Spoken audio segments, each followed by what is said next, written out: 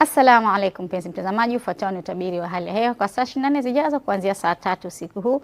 Picha za satellite zinaonekana kuna kupungua kwa unyevu katika maeneo mengi ya mwambao wa pwani wa Tanzania, na usiku wa leo kisiwa cha Unguja, kisiwa cha Pemba, kwa Tanga, Dar es Salaam, Pwani, hali kadhalika Lindi na Mtwara tutarajia kuwa na hali ya mawingu kiasi. Ila kwa hapo kesho kisiwa cha Unguja pamoja na kisiwa cha Pemba, hali kadhalika na mkoa wa Tanga tutarajia kuwa na hali ya mawingu kiasi, mvua nyepesi katika maeneo machache ikifuatiwa na vipindi vya jua.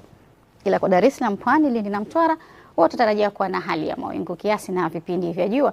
Pepo za pwani kwa hapo kesho tutarajia kuvuma kutokea kusini mashariki kwa mwambao wote wa pwani ya Tanzania. Pwani ya kusini zitakuwa kwa kasi ya kilomita 20 kwa saa, wakati pwani ya kaskazini zitakuwa na kasi ya kilomita 20 hadi 30. Hali ya bahari tutarajia kuwa na mawimbi madogo hadi makubwa kiasi.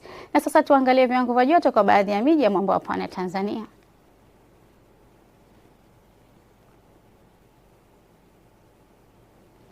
Hadi kufikia hapo ndio mwisho wa utabiri wa hali ya hewa kwa leo. Asante na nakutakia usiku mwema.